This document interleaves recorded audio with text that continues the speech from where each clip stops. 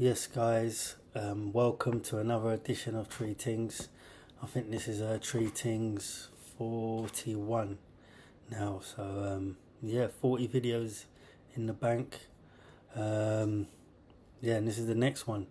So, today, what I'm going to speak on quickly is the passing of Ricky Hatton, the sad passing of Ricky Hatton. Also, I'm going to speak on the boxing on the weekend, which was Canelo Crawford, and I'm then going to speak about the Unite the Kingdom procession that happened, or gathering, whatever you want to call it, on the weekend. So it's those three subjects I'm going to speak about, right? So first off, with Ricky Hatton,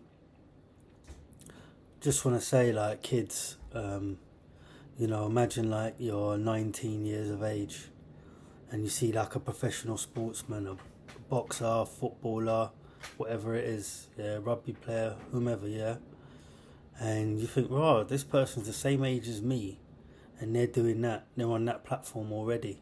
You just see them as like Superman, or like almost like in a godlike fashion, like you see them like up there in the stars. Do you know what I mean? To start so young, like what is it they've got that you haven't? They must be like, do you know what I mean, amazing to do something. So I can vividly remember, I'm sure like Ricky Hatton was about 19, and I saw him like on like an undercard, and they said this kid's gonna go far and whatever else. He's got a massive following and all the rest of it, and lo and behold, he did go quite, he went straight to the top, you know. And the point I was trying to make was like, yeah, like, you know, if you see a star footballer now, they're 19, 20 or whatever, you're gonna grow up with that person. You're gonna countless times like pick up newspapers, and something will be in that newspaper relating to them whilst they're going through the trials and tribulations of their career, and you'll feel like you've grown up with them. So like any sports person that's well known, household name, especially in this reality world where you get a lot more input into people's character, or output, whichever way you want to put it, right? Anybody that's like 5 years your junior or 5 years older than you, especially, like, you're gonna feel like you've grown up with them. You know, you're gonna feel like you know them almost, you know. And so like when I heard the news, like I was gonna jump on and do a Three Tings video about other subjects, but I just couldn't. I just had to chill out for the night because I was just shocked. And I don't want to go into too much because you don't know too much. Well, I don't know too much about it, the details, you know. But all I can say is very sad. And he had a great boxing career. Anyone would be envious of. He only really, in his real active years, who can say that? He only lost to like all-time greats. He lost to Pacquiao and he lost to Mayweather. Like they're two all-time greats. Yeah, so that's like something to be proud of. There's not many people that can say that. He had a little comeback, but that's nothing. But like in his like prime, ready to go, at his best or whatever, he beat two all-time greats. He got beaten by two all-time greats. So that's something to be proud of.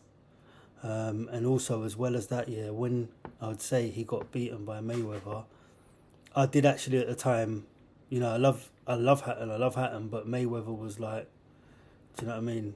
Something special. I thought he was gonna win anyway, But I remember like the way Hatton fought, he did get stopped like in the 10th round, I think it was, and all the rest of it. But we can see this now today, people. We've seen this many times over, yeah. A lot of boxers, they turn up at the world level, and they've got it in the back of their mind. I'm getting 5, 10, 15, 20 million pound, whatever it is, life-changing money. And, you can see, yeah, they want to win. They're competitive, but you can see they've also, do you know what, let me prolong my career. Let me see if I can get another payday. Let me not even try to win. He was trying to win. He was trying to win Mayweather against Mayweather, which is why he got stopped. If he wasn't trying to win, he could have got to the 12 rounds and just lost on points, but he was trying. He was in the fight. He was trying to beat Mayweather. He was trying to beat him. Do you know what I mean? And had it have been in Manchester, raucous crowd, like, he's able to last 12 rounds, and, you got the crowd behind you, it would have increased his performance, no doubt. Maybe put Mayweather in his shell for a few extra rounds. You never know, like, boxing matches go to points, hometown decision, you never know, like, he could have beaten Mayweather. That's as simple as that, He was in Las Vegas, if he was in Manchester, you just don't know, what could have happened, what spirits could have been risen out of it. So that's how close and not close he was, And I remember the night, like, like he beat Kostya. You must remember Kostya at the time. He was like a feared man. He was like a pound for pound, like one of the best in the world. He'd beaten Zab Judah, who was like one of the best in the world, a pound for pound at the time, quite convincingly and quite like shocking. Yeah, right. So this guy was like coming, like he was like one of the best out there. Yeah, like one of the best. And Hatton felt he could beat him, but he wouldn't have been the favourite. He would have been expected that he wouldn't have lasted. And it was turned into the best night of his life, of his boxing life, that is. And so it was one of the greatest nights ever, period, in British boxing in recent history. It's one of the greatest nights, and he's proof. Like, if you show that you're a good guy or whatever, you get the following. You can go quite far without having to do things to like niggle your opponent and whatever else, And yeah, man, I can say, man, I feel like I've grown up with Ricky Hatton, man. I feel like, do you know what I mean? I feel like you lost a friend there. Do you know what I mean?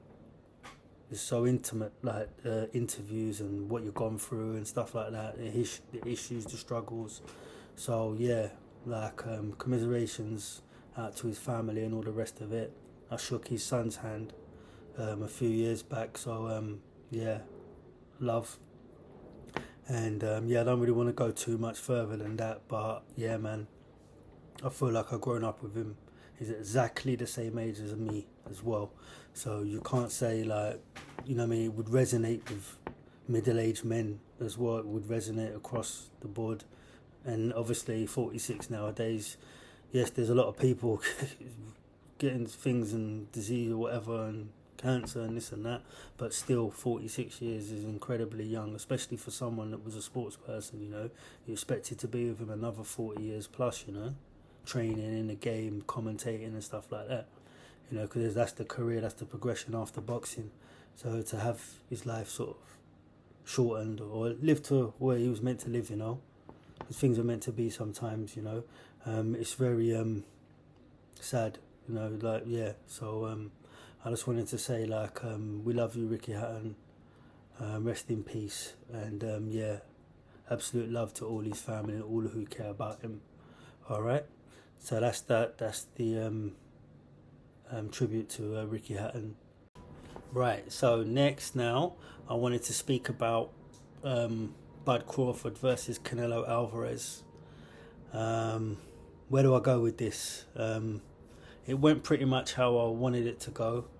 I did put a little cheeky bet on to say, like, by KO, but it's because a win on points, like, you're not going to get much back. But I should have, like, made a cover bet to make sure I got my money back. But yeah, Bud Crawford won. It's how I envisaged it in my mind, but I didn't think it would go like that, but it did, And yeah, just wanted to say, like, this is out to the smaller size boxers or whatever and all this sort of stuff. Yeah, all right. I used to have this issue and I used to, like, show off about it sometimes, but you shouldn't really and all that, yeah. But, like, I'm walking around at like 60, 65 kgs, like, which is like about 10 stone at about, when I'm about in my 40, which was, I mean, I respect myself for it, but oftentimes in the gym, there's not many men walking around the street at 10 stone. There's not many. So just by fate, I'd always be sparring guys that were like 11, 12, 13, 14, 15, 16, 17, 18 stone. Like, I would say, like, 13 stone men regular, sort of like I was sparring. So if I'm 65, I'm sparring guys that are 85, 90 kgs all the time. Yeah, little me, yeah, right? All the time I'm sparring these guys, yeah, big guys, yeah. So much so, like, I got so used to it that, like, when I sort of sparred a guy my size, like, I almost, like, felt like I had to be careful. Because, do you know what I mean? I just had to be careful, like, if they're not, they really had to know what they were doing if they're my size. If they're not, like, I could, like, take, like, quite, like, a lot of liberties, you know, and just, I could really hurt someone. You know, so I used to be careful of that. And I remember, like, a couple of times in the gym, like, I remember 1, 2, 3 occasions, like, I was in with a guy my size, and I just started letting off, like, full speed, power, just whatever. And I could hear, like, 3 times, I remember, like, the trainers, one in, like, Isle of Dogs, 2 in Northampton, yeah, like, it was like, whoa, whoa, whoa, whoa, whoa, calm down, calm down, calm down, calm down, calm down. Whatever, yeah. So, like, I realised, like, but then that put me in good stead, like, it puts you in good stead. And then it's funny, like, Crawford said something here, right? So this is out to younger guys, yeah, if you think you're going to be good. This is a hallmark of someone that could be good, right? It's like, I remember, like, I heard Crawford say last week, you know, he's used to sparring, like, bigger guys, so it wasn't going to be a problem. But also, as well, smaller guys, he just, like, spars them for, like speed, like if he needs speed, or, you know, like, he's always worried if they're too quick for him or whatever, and all this sort of stuff, you know. And I remember, like, I said to my trainer, I said to him, like, oh yeah, man, there's no guys my size in the gym or smaller or whatever, man. I'm worried about, like, their speed and, like, can they catch me and all this sort of stuff, man, whatever. And he went, oh, stop worrying, man. Do you know what? They're only your size. They're only about this titchy. Yeah, they're only about this small. Well, don't worry about it. What are you talking about? Yeah, but I started worrying, panicking, because, like, I've never, like, sort of really sort of sparred guys my sort of size or smaller that can as quicker than me, you know. So, like, I used to like, I was fretting over it. And I remember one time, an MMA fighter, just quickly, a couple of rounds, and that, called Luke Shanks or whatever, right?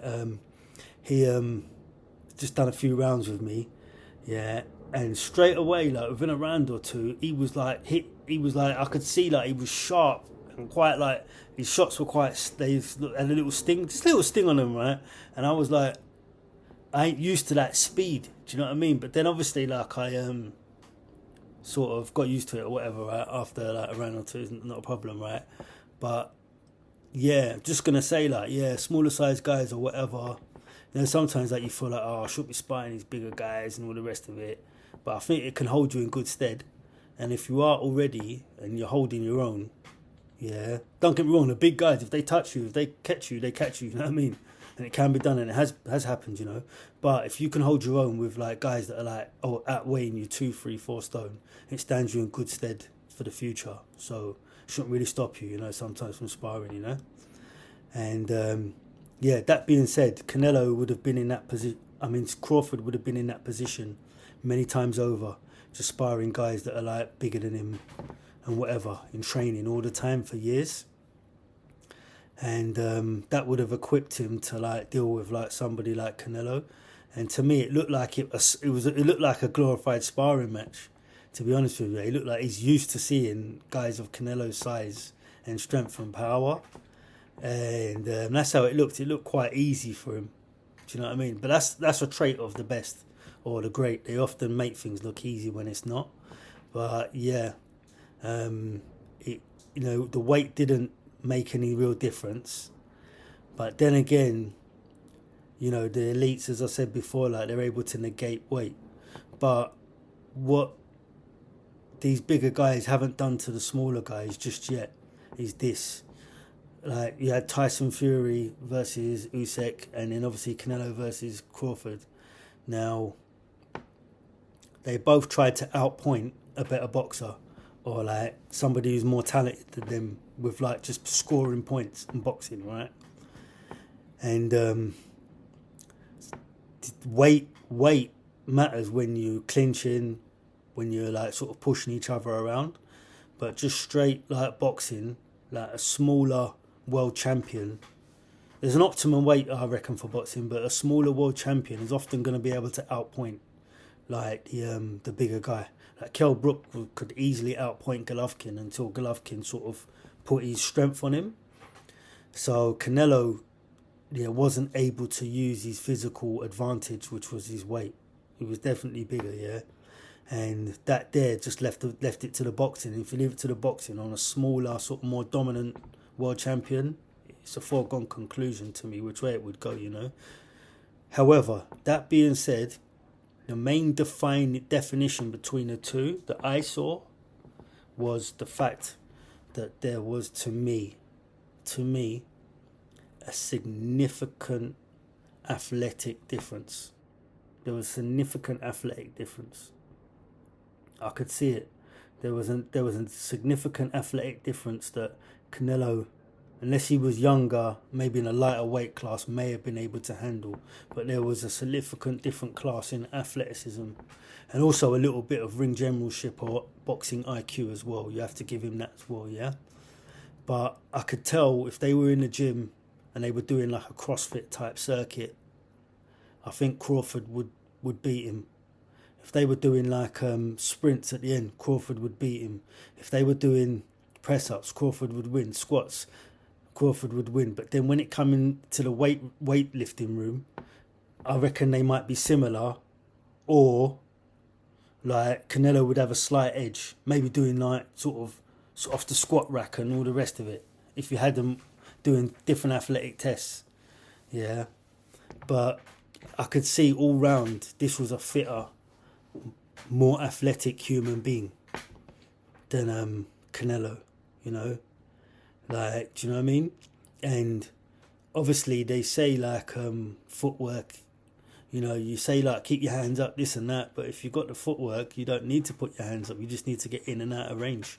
If you're much faster than your opponent on your feet, you ain't really got to worry too much about your guard, because you're out of the way, and that's what Crawford did.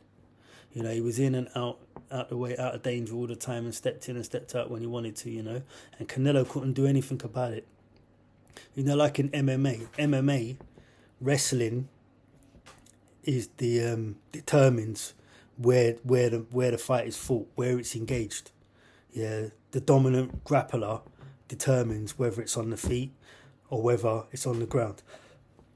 Yeah, in boxing, the one with the footwork, they determine when to engage and when not to engage, not the other way around, So Terence Crawford was able to engage Canelo when he saw fit and was able to get out of there and get away, and Canelo couldn't close him down. Yeah, and there was nothing he could do, like, because he never had the athleticism to catch him and put him in a corner and whatever else. The only other option Canelo would have had was to write into the contract a boxing ring that was half the size. Yeah, that's the only chance he would have. Yeah, because the ring was quite well sized, and even if it was closer up, Canelo still would have probably took a lot more blows, because he was in with a better, more athletic man on the night, So, yeah, I just wanted to say, man, if you've got that kind of athleticism, you're quick and sharp on your feet, especially like dancers. I'll say dancers are good. Me and my friends say people like that. Yeah, and you've got good cardio and all the rest of it.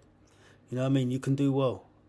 But, yeah, I just feel like his footwork, moving in and out, just moving in and around, engaging when he wanted to do, that was, like, the difference between the two. Like, but there was quite a big difference in athleticism to me. But also Canelo as well.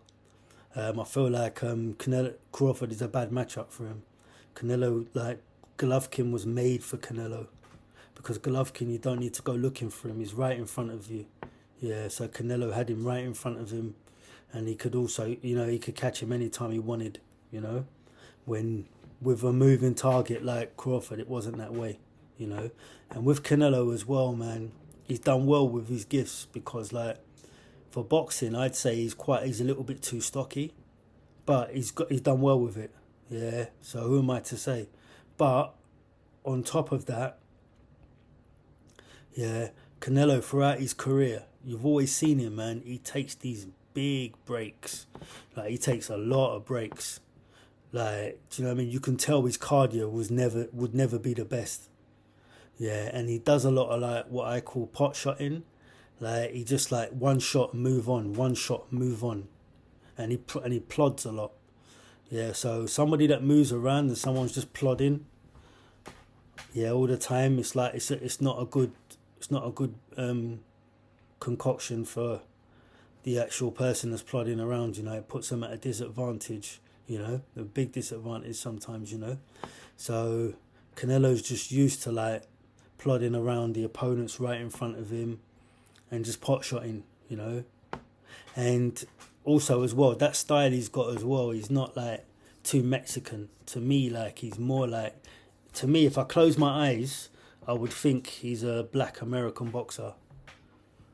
Yeah, so I feel like he's taken a lot on from Floyd Mayweather and all the rest of it. His style, he doesn't really like go like the proper Mexican style, all in and that. Because the Mexican style, they would have been going all in and chasing Canelo down and whatever else and gone out on the sword. But him, he tries to outpoint. He's got that sort of like, which I like. It's good style, and it's lasted him quite long. Because his career would be shortened if he went that Mexican style, you know. So, but yeah, like I feel like he's definitely he's great. He's a great guy, but there's a style of opponent, man. Do you know what I mean? I mean, everybody's got like somebody that they find difficult for whatever reason, and I feel like it's not a good matchup. Lighter guys that can move around or whatever is not so good for him. He likes probably slower guys that are like gonna be in front of him, you know. But if they're moving around in and out, it's tremendously difficult for him. And his cardio once again is not. It's, you know, he's quite thickly muscled. He's quite explosive as well, and to be able to be mobile on your feet as well. It's not something he's the greatest at, you know. And that's what sort of was the crucial difference, you know. So that being said, like. Yeah, Canelo's still great, one of the greatest of all time or of this era. And long live the king of Terence Crawford, you know. And thanks for bumping into me or meeting me over a year ago, probably knowing what was going to happen, you know. Yeah, it was great to meet you, Terence Crawford, if you're watching this. And when I looked at you, man, all I saw was like a tribesman. That's all I saw, people, man. I looked at him and I know he could sit on the table of my immediate family as a long lost brother, and he wouldn't like, nobody would bat an eyelid. He looked like somebody in my immediate family, quite close up. And yeah, that was good to feel like I was next to a star and I knew we were the same. I just knew it. Same with Brian Lara. Yeah, but yeah, no, all good. Well done, and congratulations, Terence Crawford. Next thing I wanted to speak about, which will be the final thing, is the United Kingdom procession that happened just this weekend, gone in London, England. Yeah, obviously by the looks of it, they say there was 100,000 people there, but some reports are that it could have been up to 3 million. 3 million people could have been, yeah, in and around the area, you know. So that speaks volumes, and you know, it was kind of like, it was good to see, man. It was good to see. I liked it, you know. And to me, this is like what I was talking about sometimes, like, you know, like the unseen. You know, there's a massive like silent majority that feel like they haven't got a voice or just won't speak up in normal walks of life or in normal daily life. And I feel like that was their time to turn up and say what they wanted to say and be vocal about what it is that was bothering them, all together as one rather than on your own. So I feel like that was an outpouring of how people really feel, you know, and you have to like gauge it and just see, like, because you don't get that every day in that much abundance. And so it shows like what people really feel. Sometimes you could have 100,000 people down there. Yeah, I'm going to say it as a minority or whatever. But sometimes you don't know, like there could be like 15 million people. Because the more people that protest on another side is the more people that protest on another silently. So you don't know, like, there could be a lot of people that think total opposite, polar opposite sometimes to what you're feeling and thinking, you know. And everyone's got their piece. A lot of people are getting out their piece and just like saying out what it is that they feel is bothering them, you know. And it was all quite similar, and all along the lines of you know, just like feeling like they're being left out and being maybe disrespected in terms of their culture and stuff like this, you know. And yeah, I just really wanted to say, this is the first point I wanted to make on this United Kingdom, right? You know, I was watching like many people get interviewed on the street and stuff like this, and I kept on hearing this regular phrase come out: oh, it's nothing to do with race, it's nothing to do with race. And this was from black and white people, yeah, but a lot of white people just like, if it's nothing to do with race, it's to do with what's right, it's to do with what's right. I feel like a prisoner in my own home, prisoner in my own country, whatever. It's nothing to do with race and whatever else. And then part of me is like, why you got to justify yourself to these people? Why? We know it's not about. We know it's not about race. Yeah, do you know what I mean? It can get racist sometimes, but it's not generally. It's not all about. It's not about that. Some people hijack the cause or whatever, but it's not about racism. Yeah, it's about the rapidity of change and not wanting to see. Do you know what I mean? A lot of stuff's going on. Do you know what I mean? So once they're not getting it. They're not allowing themselves to be gaslighted. Like, don't be gaslighted on that. Like, it's nothing to do with like race. Do you know what I mean? It's nothing to do with race. But then at the same time, I was thinking to myself, do you know what? Absolutely do justify yourself as well, because get it through to ethnics, people that look just like me, maybe might not think like me, may not have been born and bred in the country or whatever. Yeah, just you should say it's not racist before anything you say. Just as a disclaimer and just to protect yourself. Do you know what I mean? Just say those words, man. Look, it's nothing to do with race. Nothing to do with race. Do you know what I mean? You shouldn't have to, but some people take it this way. I don't take it that way. And yeah, there are racist people amongst any group. Do you know what I mean? That are gonna be like, we want to get everybody out and just make it all one way or whatever. You know. So that's always going to be there. But the long and short of it is, man, this is not about racism, man. Do you know what I mean? This is what I think it's about, man. So let me give my little thing here, right? I'm going to give you an example here, right? I remember I was about 7, 8 years old. And my grandfather, anytime I was hungry, I remember, he's known for this, yeah, right? With me anyway, right? Like, I said, Granddad, I'm hungry. I want to eat some more.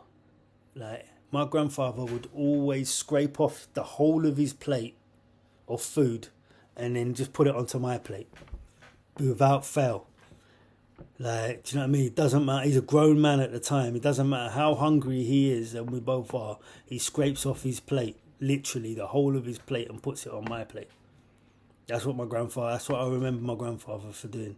Doesn't matter how hungry he is, how nice the food is, he can always just hold back and scrape off the plate and give it to his grandson. Do you know what I mean? Right? So you might see a nice little photo of me or whatever yesterday, but you know, a couple of years prior to that photo, that's what my grandfather was doing one day, right? So I remember, like, I was only about 7 or 8 years old or whatever, maybe even 9, and he cooked me some food. I think it was chips, right? And he said, oh, let me have some chips or whatever. And he took one and he went to take another one. I said, what are you doing? No, take my chips or whatever. What are you taking my food for or whatever? And I remember, like, he took the chip, whatever food he had taken up from my plate, and he just threw it at me. And called me a greedy whatever, spoke his patois, like, that's our language, right? Whatever, right? And just walked out the room, yeah, and just, like, whatever, was just stomped out the room. But that there has taught me a lesson to what I remember today. Do you know what I mean? Don't bite the hand that feeds you. But not just that, just like, what an ungrateful little git you are, Mark. Yeah. Do you know what I mean? That was very ungrateful of a kid. Do you know what I mean? And it taught me like reciprocal law. It taught me the reciprocation. You know what I mean? It talks like somebody does something for you, you at least just show gratitude and just be grateful, you know? So like, to me, like, I feel like there's a lot of people, yeah, right? Okay, on one side, you want to claim, like, you've come from a war-torn background, you know, you could, you know, you blah, blah, blah, you had to run away from your country or whatever. But obviously, like, England was the country that took you in or whatever. you know, put you in a better system. School, you got free school, free medical treatment.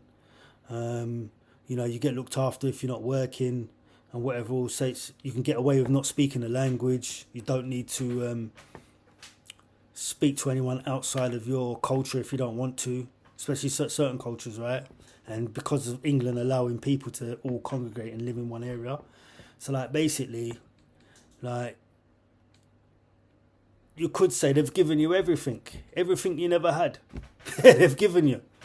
Yeah, when you look back on it, yeah. And then to turn around and treat someone like that with contempt, or to burn down their flags, or to like tell them they're evil and whatever else after they've allowed you into the country or whatever and put you on an equal footing with all of their citizens. Yeah, right. Because like when like systematically you need to get paid or whatever, it doesn't look at where the name's from. It gives you what everyone else gets, you know. And to turn around and almost like spite them, or like kind of like just turn on them, show them contempt, yeah, or not respect their flag. Like I think it's. I've got it. I'm gonna tell you what I got written down here. I'm gonna tell you, man. I'll be honest with you. I think there's some ungrateful motherfuckers in this place, man. Like ungrateful, man. Just like, do you know what I mean? We all must at some point, man, get up in the morning and be like, turning on the tap and just be like, man, I'm thankful I got water running in my house or whatever, man. Everyone has to have felt like that at some point in their life, right? But there's some people, my God, like, can you imagine that? Like you feel like you can give them everything, and they'll just turn on you. They can use history or whatever, but, you know, you wasn't around back then. They don't understand it. They just turn on you, man. Like, it's not nice. Do you know what I mean? And then also the bad stories you're hearing, and these certain communities don't want to, like, even, like, ostracize their own, or just, like, speak up about it, or, like, act apologetic about it, and whatever else. You know, you're hearing things like, oh, these girls are white trash. You know, they you know what I mean? They're wearing short skirts and all this kind of, oh man, it's just like, do you know what I mean? Like, it's very like, nah, man, it's like, it's quite hurtful. It's quite hurtful to know, like, even if I'm watching on, yeah, just to see a certain set of people turn on a certain set of people that, you know, their government has allowed them to be on an equal footing and given them a safe haven, a peaceful place. Why can't you just be cool and respect, you know? You know, instead of like tearing up like and tearing down like Union Jacks and whatever and all the rest of it, you know? Because you know, I live in I don't live no more, but I'm from a borough in London called Tower Hamlets, yeah? Which is central London, people, right? And, you know, it's funny, on the news the other day, they were putting up Union Jack flags in this borough. But me growing up in this borough, I said, you watch, they are going to get torn down. That Union Jack flag, St. George's, England flag, whatever, is going to get ripped up and torn down. Right? I'm telling you right now. And then slowly but surely, a couple of days later, they said all the flags have been getting taken down and all the rest of it. Can you imagine that? Like, the Great Britain used to rule the seas or whatever in their main capital of the Commonwealth, or you could call it, right? Their own flag is being, like, defaced. Yeah, and being degraded all over, like, Tower Hamlets. Yeah, I knew that with the number one borough, you couldn't do that, you know. So that being said, man, not good, you know, not good. And yeah, where do we go from here? If I were the political godfather, boy, one thing's for certain, man.